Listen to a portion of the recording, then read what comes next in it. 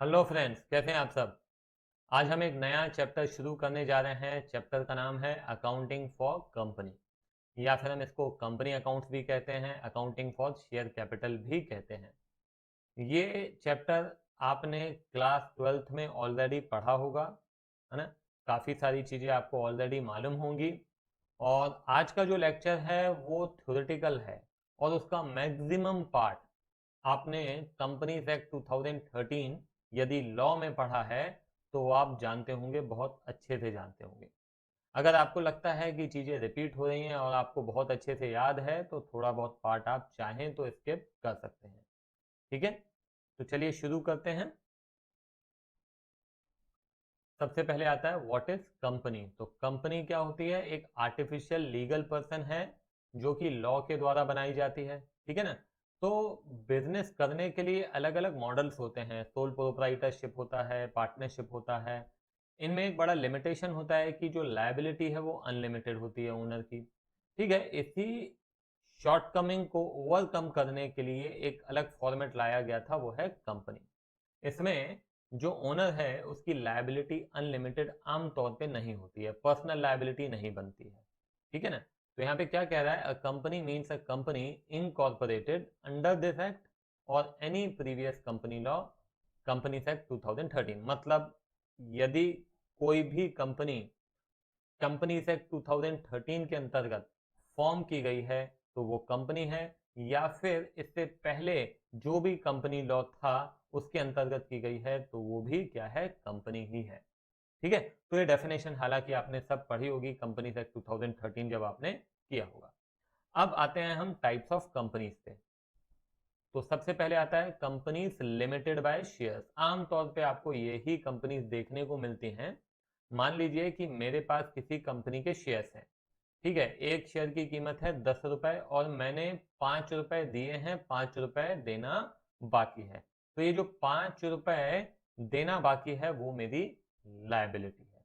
तो देखो यहाँ पे क्या लिखा है, sometimes share holder of some companies might not pay the entire value of the shares in one go. In these companies, the liability of a member is limited to the extent of amount not paid by them on their shares. तो जितना हमें पे करना बाकी है, ठीक है ना, वही हमारी लायबिलिटी रहेगी। This means that in case of winding up members will be liable only until they pay the remaining amount of the share. ठीक है, तो ये हो गया कंपनीज लिमिटेड बाय शेयर। दूसरा होता है कंपनी लिमिटेड बाय गारंटी। तो कई बार मेंबर्स जो होते हैं, शेयर होल्डर्स जो होते हैं, वो गारंटी दे देते हैं कि इतने अमाउंट की मेरी गारंटी है, इतनी लायबिलिटी की मेरी गारंटी रहेगी। ठीक है, उस केस में यदि कंपनी वाइंड अप होती है तो वहां पे जिस मेंबर ने जितनी गारंटी दी है उतना अमाउंट उनको देना ही पड़ेगा। ठीक है, इसको हम कहते हैं कंपनी लिमिटेड बाय गारंटी। देखो क्या लिखा है, in some companies the memorandum of association mentions amount of money that some members guarantee to pay. In case of winding up they will be liable only to pay only the amount so guaranteed. The company or its creditors cannot compel them to pay any more money. जितनी guarantee दी है बस उतना ही, उससे ज्यादा claim नहीं किया जा सकता है। ठीक है, उसके बाद आता है अनलिमिटेड कंपनीज। इसमें लायबिलिटी अनलिमिटेड होती है, जिस प्रकार से सोल प्रोप्राइटरशिप, पार्टनरशिप में आप देखते हैं उसी प्रकार से इसमें भी होता है। मगर आमतौर पे इस तरह की कंपनी हिंदुस्तान में नहीं पाई जाती है। हालांकि सोचने वाली बात है, कौन बनाएगा इस तरह की कंपनी। उसके बाद आजकल बहुत ज्यादा फैशन में है, ट्रेंड में है, वो है ओपीसी, वन पर्सन कंपनी। क्या लिखा है? One person company means a company which has only one person as member. इकलौता एक ही आदमी होता है, एक ही व्यक्ति उसमें मेंबर होता है।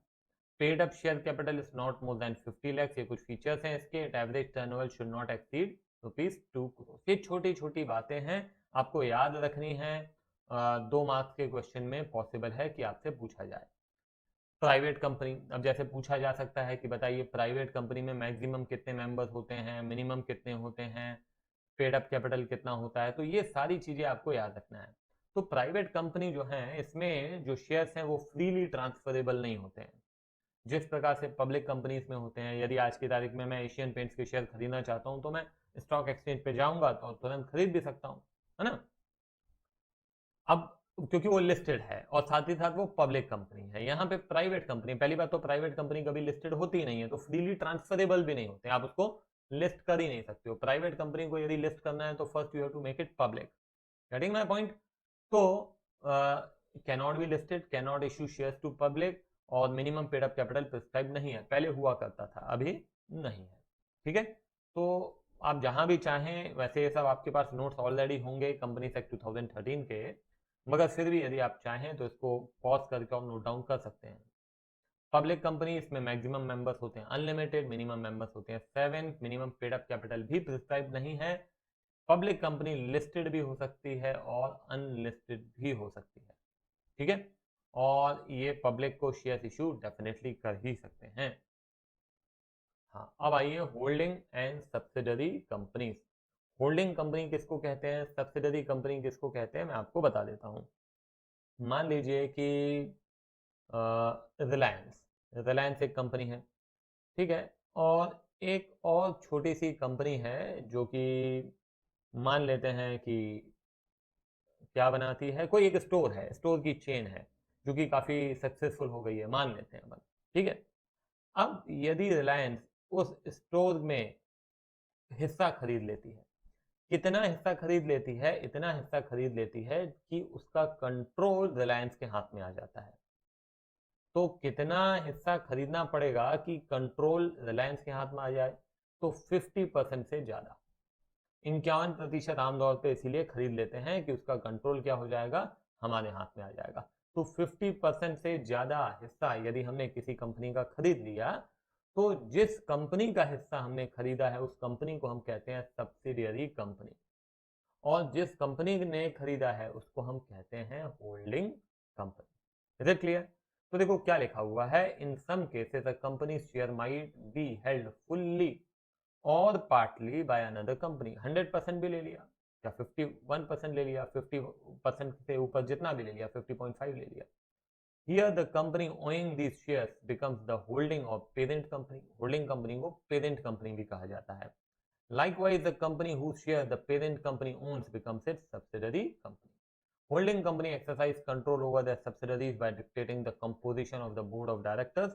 Furthermore, parent companies also exercise control by owning 50% of their subsidiary companies share। Is it clear? ठीक है। एसोसिएट कंपनी, अब एसोसिएट कंपनी किसको कहते हैं भाई, जैसे क्या होता है कि मैंने आपको बताया कि 50% से ज़्यादा स्टेक ले लिया तो आपका पूरा कंट्रोल उसमें हो जाता है, ठीक है ना। तो हम क्या उसको कहते हैं, सब्सिडरी कंपनी। मगर यदि हम 50% नहीं खरीदते हैं बल्कि 20% खरीद लेते हैं, 25% खरीद लेते हैं किसी भी कंपनी में, तो वो हमारी होल्डिंग कंपनी नहीं है, मगर वो हमारी एसोसिएट कंपनी कहलाता है। क्या कहलाता है, एसोसिएट कंपनी, क्योंकि उसमें हमारा अच्छा खासा इन्फ्लुएंस रहता है। तो देखो क्या लिखा है, associate company are those in which other companies have significant influence. This significant influence amounts to ownership of at least 20% shares of the associate company। Clear है। The other company's control can exist in terms of associate company's business decision under an agreement। Associate companies can also exist under joint venture agreement। तो छोटी छोटी चीजें याद रखनी है, जैसे subsidiary companies में कितना स्टेक होना चाहिए, एसोसिएट कंपनी के लिए कितना स्टेक होना चाहिए, सिग्निफिकेंट इन्फ्लुएंस को का मतलब क्या होता है।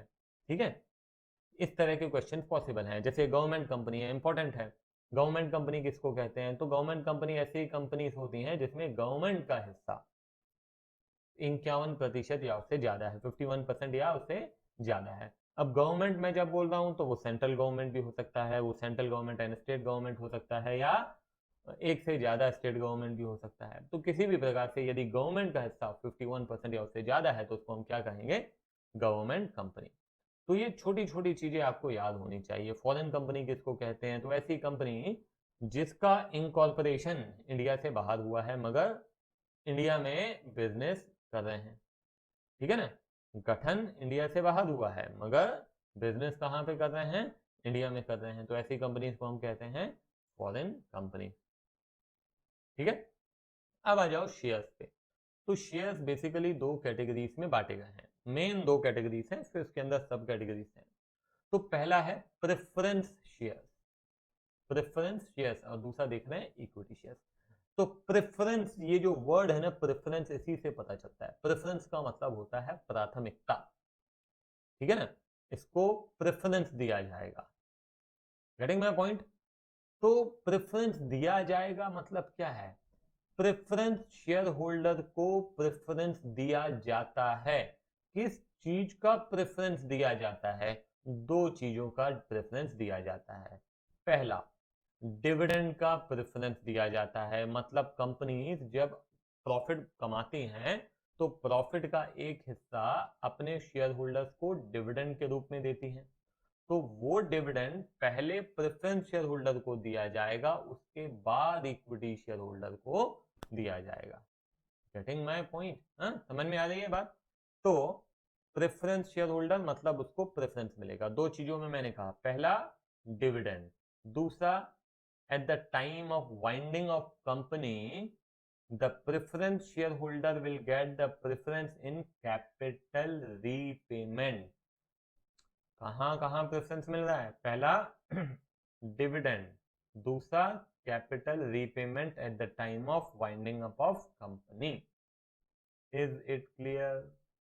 इक्विटी शेयर होल्डर मतलब उसको प्रेफरेंस नहीं मिलता है। चलो अब यहां पे देखो आप क्या लिखा है।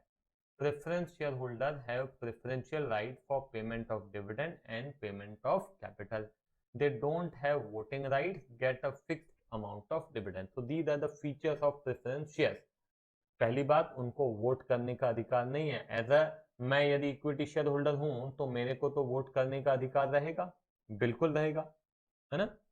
मैं वोट कर सकता हूं जब कभी भी कुछ मीटिंग्स होती हैं, ठीक है, और वोटिंग कंडक्ट की जाती है, तो मेरे को अधिकार रहेगा अगर मैं इक्विटी शेयर होल्डर हूं। अगर मैं प्रेफरेंस शेयर होल्डर हूं तो मेरे को वोट करने का अधिकार नहीं है। उसी प्रकार से फिक्स्ड अमाउंट ऑफ डिविडेंड मिलता है प्रेफरेंस शेयर होल्डर को। तो आप देखेंगे कि जब कभी भी प्रेफरेंस शेयर लिखे हैं ना, तो उसके आगे कितने ही प्रतिशत डिविडेंड मिलेगा वो भी लिखा रहता है। 10% प्रेफरेंस शेयर, 8% प्रेफरेंस शेयर, उसमें इसका मतलब है कि इसमें 10% डिविडेंड मिलेगा, 8% डिविडेंड मिलेगा। Getting my point? ठीक है ना। तो ये ध्यान रखना है, इसमें से क्वेश्चन पॉसिबल है। अब जब हम बात कर रहे हैं इक्विटी शेयर, तो इक्विटी शेयर किसको कहते हैं? जो प्रेफरेंस शेयर नहीं है वो इक्विटी शेयर है। जो प्रेफरेंस शेयर नहीं है वो क्या है? इक्विटी शेयर है। अब प्रेफरेंस शेयर में भी अलग अलग प्रकार के प्रेफरेंस शेयर हैं, तो वो हमको देखना जरूरी है और समझना भी जरूरी है। छोटी छोटी चीजें हैं जिसमें से क्वेश्चन आ सकता है, तो ध्यान दो। सबसे पहला है क्यूमुलेटिव प्रेफरेंस शेयर और नॉन क्यूमुलेटिव प्रेफरेंस शेयर। दोनों में क्या फर्क होता है, ध्यान से सुनिए मेरी बात। मैंने आपको बताया कि एक फिक्स्ड डिविडेंड मिलता है किनको? प्रेफरेंस शेयर होल्डर को। अब ये डिविडेंड देखा जाए तो अप्रोप्रिएशन होता है, चार्ज नहीं होता है। अप्रोप्रिएशन किसे कहते हैं? जो प्रॉफिट होने पे दिया जाएगा, दैट इज कॉल्ड अप्रोप्रिएशन। मतलब डिविडेंड प्रॉफिट में से दिया जाता है, ठीक है ना। तो आमतौर पे, ठीक है ना, मतलब या तो अभी नहीं कमाया या तो आपके पास एक्यूमुलेटेड प्रॉफिट हो तो भी दे सकते हो, मगर देना तो प्रॉफिट में से ही पड़ेगा ना। तो मेरे कहने का मतलब ये है कि यदि प्रॉफिट नहीं होता है तो डिविडेंड नहीं देंगे। अब प्रेफरेंस शेयर होल्डर को डिविडेंड नहीं दिया, मगर अगले साल प्रॉफिट हो गया, अगले साल प्रॉफिट हो गया, तो अब क्या करेंगे? डिविडेंड तो देंगे, मगर पिछले साल का जो डिविडेंड जो नहीं दिया गया था वो भी इस साल देंगे। तो आपका जो डिविडेंड नहीं दिया गया था, जो अनपेड था, वो इस साल एक्यूमुलेट होके साथ में दिया जाएगा। इसीलिए हम इसको कहते हैं क्यूमुलेटिव। मतलब ये क्यूमुलेटिव कहां से आया? एक्यूमुलेटिव से आया है, उसको हम कहते हैं क्यूमुलेटिव। Getting my point? अब यहां पे देखो क्या लिखा हुआ है, डिविडेंड एक्यूमुलेट, फिर लिखा है if the dividend remains unpaid for 2 years the shareholder will get the voting right। यदि 2 साल तक लगातार आपको डिविडेंड नहीं दिया जाता तो आपको वोट करने का अधिकार मिल जाएगा। ठीक है, तो एक डिसएडवांटेज के साथ एक एडवांटेज आ जाता है ना। क्लियर है ये बात? तो ये ध्यान रखना है। क्यूमुलेटिव प्रेफरेंस शेयर किसको कह रहे हैं? जहां पे डिविडेंड यदि नहीं दिया गया है तो अगले साल जब प्रॉफिट होगा, प्रॉफिट सफिशिएंट होगा, तो जो अनपेड डिविडेंड है वो भी साथ में दिया जाएगा प्रीवियस ईयर का। नॉन क्यूमुलेटिव में नहीं दिया जाता है। अब यहाँ पे देखो नीचे क्या इंपॉर्टेंट चीज लिखी है। In India unless otherwise stated all the preference share are cumulative. आमतौर पे यदि कुछ नहीं लिखा हुआ है तो इसका मतलब है कि ये जो भी आप प्रेफरेंस शेयर देखेंगे वो क्यूमुलेटिव ही होंगे। ठीक है, उसके बाद क्वेश्चन क्या आ सकता है? क्वेश्चन आ सकता है कि ये जो अनपेड डिविडेंड है, अनक्लेम्ड डिविडेंड, अनपेड डिविडेंड जो है वो कहाँ डिस्क्लोज किया जाएगा? बैलेंस शीट के अंदर। तो वो डिस्क्लोज किया जाएगा कंटिंजेंट लायबिलिटी में। ठीक है, तो ये छोटी छोटी चीजें हैं जो कि आपको याद रखनी है यदि आप मार्क्स नहीं गंवाना चाहते हैं तो। उसके बाद आता है पार्टिसिपेटिंग प्रेफरेंस शेयर और नॉन पार्टिसिपेटिंग प्रेफरेंस शेयर। तो पार्टिसिपेटिंग प्रेफरेंस शेयर किसको कहते हैं? ये वो प्रेफरेंस शेयर हैं जो कि आपने पहले प्रेफरेंस शेयर होल्डर को डिविडेंड दिया, फिर आपने इक्विटी शेयर होल्डर को डिविडेंड दिया। अब इक्विटी शेयर होल्डर को डिविडेंड देने के बाद भी हमारे पास सरप्लस बचता है, के बाद भी यदि हमारे पास सरप्लस बचता है तो उस सरप्लस में ये participating preference share holder participate कर सकते हैं। ठीक है ना, ये फिर उनको दिया जाएगा। किसको दिया जाएगा? पार्टिसिपेटिंग प्रेफरेंस शेयर होल्डर को। मैं रिपीट कर रहा हूं, मैं कह रहा हूं कि पहले दिया जाएगा equity share holder, sorry preference share holder को, फिर दिया जाएगा इक्विटी शेयर होल्डर को, उसके बाद भी यदि सरप्लस बचता है तो अगेन किसको दिया जाएगा? पार्टिसिपेटिंग प्रेफरेंस शेयर होल्डर को। तो they have the right to participate in surplus profit. But अब यहाँ पे क्या लिखा है? In India unless otherwise mention, ये आपके जितने भी आप देखेंगे प्रेफरेंस शेयर होल्डर होते हैं वो नॉन पार्टिसिपेटिंग ही होते हैं आमतौर पे। अगर वो पार्टिसिपेटिंग होगा तो लिखा रहेगा कि हाँ ये पार्टिसिपेटिंग प्रेफरेंस शेयर है, अन्यथा वो नॉन पार्टिसिपेटिंग ही रहेगा। जैसे क्यूमुलेटिव में हमने देखा, क्यूमुलेटिव नॉन क्यूमुलेटिव में अनलेस अदरवाइज स्टेटेड वो क्या होता है? क्यूमुलेटिव ही होता है। वैसे यहाँ पे नॉन पार्टिसिपेटिंग ही होता है। उसके बाद आता है redeemable preference share. Redeemable preference share किसको कहते हैं? देखो नियम ये बोलता है कि आपको आप हिंदुस्तान में जो प्रेफरेंस शेयर इशू करेंगे उन्हें आपको रिडीम करना पड़ेगा। रिडीम का मतलब है एक समय के बाद आपको आपके शेयर वापस लेके शेयर होल्डर को पैसा देना पड़ेगा। क्या कह रहा हूं? मैं रिपीट कर रहा हूं। मैं यदि एक शेयर होल्डर हूं, रिडीमेबल प्रेफरेंस शेयर होल्डर हूं, तो क्या होगा? कंपनी मेरे से एक समय के बाद शेयर वापस लेके और मेरे पैसे दे देगी, तो उसको मैं कहता हूं रिडीमेबल प्रेफरेंस शेयर। हिंदुस्तान में आज की तारीख में आप non redeemable preference share issue नहीं कर सकते हैं। आपको रिडीमेबल प्रेफरेंस शेयर ही इशू करने पड़ेंगे, और वो भी जो कि 20 साल के अंदर अंदर रिडीम किए जा सके। सब समझ में आई बात? क्या क्या कहा मैंने कहा हिंदुस्तान में आप केवल और केवल रिडीमेबल प्रेफरेंस शेयर इशू कर सकते हैं, वो भी जो कि 20 साल के अंदर अंदर रिडीम किए जा सके।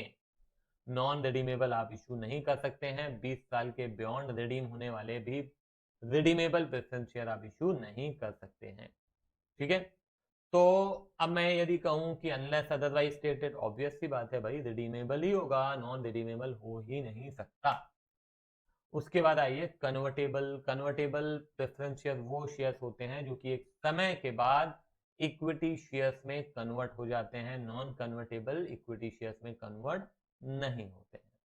ठीक है, और यदि कुछ भी मेंशन नहीं है तो वो नॉन कन्वर्टेबल ही होगा।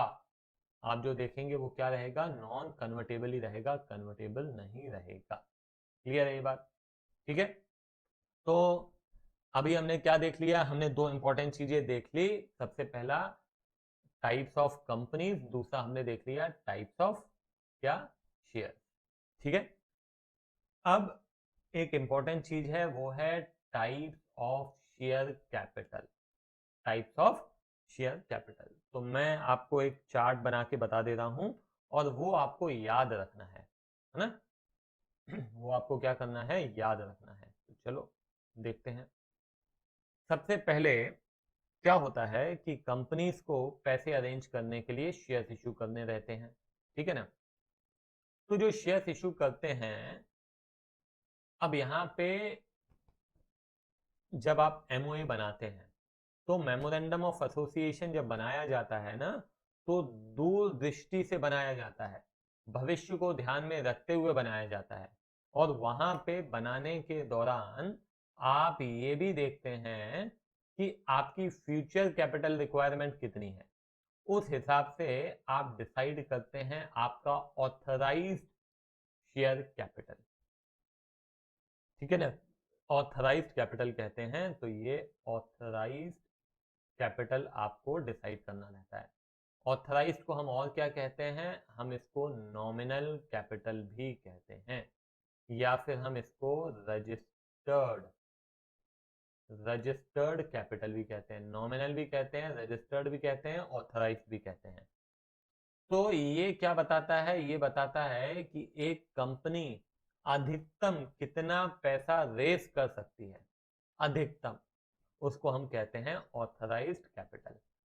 तो क्या एक बार ऑथराइज्ड कैपिटल हमने फिक्स कर लिया तो चेंज नहीं कर सकते हैं? नहीं, चेंज कर सकते हैं, मगर उसके लिए आपको मेमोरेंडम ऑफ एसोसिएशन में परिवर्तन करना पड़ेगा। तो ये ऑथराइज्ड कैपिटल जो है, मैं आपको एक एग्जांपल से बताता हूं। मान लो कि हमने रख लिया ऑथराइज्ड कैपिटल 100 रुपए। ऐसा होता नहीं है, मैं भी जानता हूं, मगर हम मान ले रहे हैं for the sake of simplicity, ठीक है। अब ये तो फ्यूचर रिक्वायरमेंट को ध्यान में रखते हुए बनाया गया है। ध्यान रखिएगा ना, क्वेश्चन एग्जाम में आ सकता है ना। कि कौन सा कैपिटल जो है वो फ्यूचर रिक्वायरमेंट में को ध्यान में रखते हुए बनाया गया है, तो दैट इज ऑथराइज्ड कैपिटल। अब मेरे को आज की तारीख में 100 रुपए की जरूरत नहीं है, मैंने तो भविष्य को ध्यान में रखते हुए बना लिया। मेरे को आज की तारीख में केवल 40 रुपए की जरूरत है, तो मैं कितना इशू करूंगा, उसको मैं कहूंगा इशूड कैपिटल। क्या कहूंगा, इशूड कैपिटल। तो मेरी आज की रिक्वायरमेंट है 40 रुपए, तो मैंने लिख दिया 40 यहाँ पे, ये हो गया इशूड कैपिटल, ठीक है। तो ये इशूड कैपिटल आज की जरूरत है, करंट सिचुएशन की रिक्वायरमेंट है। ऑथराइज्ड कैपिटल दूरदृष्टि के हिसाब से बनाया गया है, इशूड कैपिटल आज की दृष्टि से बनाया गया है, current scenario, current situation, current requirement के हिसाब से बनाया है। जो हमने इशू नहीं किया है उसे हम कहते हैं अनइशूड कैपिटल। क्या कहते हैं, अनइशूड कैपिटल, ठीक है। कितना है, 60 रुपीज है। अब ये जो इशूड कैपिटल है, हमने तो इशू कर दिया, हमने बकायदा पूरा प्रोसेस किया, प्रोस्पेक्टस वगैरह हमने छपवा दिए, सब करवा दिया कि भाई हम इशू करने जा रहे हैं, न्यूज़पेपर में ऐड दे दिया, टीवी में ऐड दे दिया, है ना।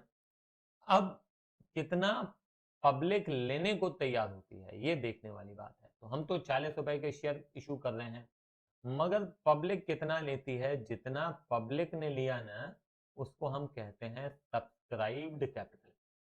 क्या कहते हैं, सब्सक्राइब्ड कैपिटल। तो वो मान लेते हैं 38 रुपीज। कितना ले लिया, 38 रुपीज। तो ये 38 रुपीज जो है, ये है सब्सक्राइब्ड कैपिटल। और जितना पब्लिक ने नहीं लिया उसको हम कह रहे हैं अनसब्सक्राइब्ड कैपिटल, ठीक है। कितना अमाउंट हो जाएगा, 2 रुपए। ये पब्लिक ने लेने के लिए तैयार नहीं हुई, ये लेने के लिए तैयार हो गई। अब ये 38 रुपीज जो है, ये पब्लिक लेने के लिए तो तैयार हो गई है, पब्लिक ने बोला हम लेंगे हम लेंगे, ठीक है भाई। अब इसमें से हम कैसे पैसे मांग रहे हैं, आज के समय में क्या है, मैं आपको रियलिटी बता रहा हूं। आज के समय में किश्तों में पैसे नहीं मांगे जाते हैं। पहले के जमाने में क्या हुआ करता था, लोगों का स्टॉक मार्केट के ऊपर उतना विश्वास नहीं होता था, जो आईपीओस आते थे उसमें भी लोग पैसा लगाने से डरते थे। बड़ी बड़ी कंपनीज एसबीआई है ना, या जो भी उस समय की कंपनीज है, एशियन पेंट्स है, उन्होंने भी जब शेयर इशू किए थे ना, तो वहां पे उनको भी दिक्कत आती थी। तो आमतौर पे उस जमाने में क्या होता था कि शेयर होल्डर को बोला जाता था कि आप एक काम करो, आप किश्तों में पैसे दो। अभी आप 5 रुपए दे दो, फिर 3 रुपए दे देना, फिर 2 रुपए दे देना। तो हम एक साथ पैसे नहीं बुलवाते थे। तो ये 38 रुपए एक साथ नहीं आएंगे, वो भी किश्तों में आएंगे। तो जितना अभी हमने पब्लिक से बोला है कि हमको दे दो, तो उसको हम कहते हैं कॉल्ड अप कैपिटल। तो मान लो कि अभी हमने बोला पब्लिक को कि भाई आप 20 रुपए अभी दे दो, बाकी 18 रुपए आप बाद में दे देना, तो उसको हम कहेंगे uncalled up capital. Uncalled up capital कितना? 18 रुपए। ठीक है। ये कॉल्ड अप कैपिटल क्या है? कॉल्ड अप कैपिटल है कि कितना हम अभी पब्लिक से मांग रहे हैं और कितना हमें मांगना बाकी है। अब ये कॉल्ड अप कैपिटल जो 20 रुपए है, इसमें से कितना हमको अभी मिल रहा है? दिक्कत ये भी है कि पूरा का पूरा पब्लिक दे देगी ये जरूरी नहीं है। तो जितना पब्लिक ने अभी दिया, पेड अप कैपिटल को कहते हैं। पेड अप कैपिटल मान लो हमने मांगा तो 20 मगर पब्लिक ने दिया 18, और जितना नहीं दिया उसे हम कहते हैं कॉल्स इन अरियर। कितना? 2 रुपए। ठीक है। तो फिर से एक बार मैं पूरी कहानी बता दे रहा हूं आपको, ध्यान से सुनो। ऑथराइज्ड कैपिटल जितना हम टोटल पब्लिक को इशू कर सकते हैं उसको हम कह रहे हैं ऑथराइज्ड या रजिस्टर्ड या नॉमिनल। इशूड कैपिटल किसको कह रहे हैं? आज हमको जितना चाहिए, जितना हमने इशू किया है। अब इस इशू में जितना आया उसके अलावा जितना भी रहेगा वो किधर जाएगा? अनइशूड में जाएगा। अब ये इशूड में पब्लिक कितना लेने के लिए तैयार हो जाती है? That is subscribe. जितना नहीं लेने को तैयार होती है दैट इज अनसब्सक्राइब। उसके बाद जो सब्सक्राइब किया उसमें हमने कितना पब्लिक से मांगा है? वो है कॉल्ड अप। जितना नहीं मांगा दैट इज अनकॉल्ड अप। फिर ये कॉल्ड अप में हमको कितना मिला दैट इज पेड अप, और जितना नहीं मिला वो हम कहते हैं कॉल्स इन अरियर। तो मैं कहूंगा कि ये आप एक बार खुद से बना के देखें, इस चार्ट को खुद से एक बार बनाइए, ठीक है, बिना देखे, तो मेरे ख्याल से अच्छा रहेगा। इसमें एग्जाम में क्वेश्चन ऐसा भी आ सकता है, मैं आपको बताऊं कि यदि इशूड कैपिटल है 40, सब्सक्राइब है 38, तो बताओ कि अनसब्सक्राइब कितना रहेगा? इशूड है 40, अनसब्सक्राइब 2 है, तो बताओ सब्सक्राइब कितना रहेगा? सब्सक्राइब इतना है, कॉल्ड अप इतना है, तो अनकॉल्ड अप कितना रहेगा? कॉल्ड अप इतना है, पेड अप इतना है, तो कॉल सेनरियस कितना रहेगा? ये सारी सिंपल सी चीजें हैं, मेरे को नहीं लगता है कि इसमें कहीं कोई दिक्कत आपको जाएगी। मगर उसके लिए एक बार आपको ये चार्ट जो है ये खुद से एक बार ड्रॉ करके देख लीजिए। ठीक है। तो ये रहा मोस्टली जो थ्योरेटिकल पार्ट है। आगे भी कुछ कुछ थ्योरेटिकल पार्ट, छोटे छोटे पॉइंट्स रहेंगे जो कि आपको याद रखने हैं। बाकी आप जो है ये थोड़ा बहुत देख लीजिए, और अगले लेक्चर से हम क्या करेंगे? प्रैक्टिकल क्वेश्चन स्टार्ट करेंगे। ठीक है। तो चलो यहीं पे खत्म करते हैं। Bye bye.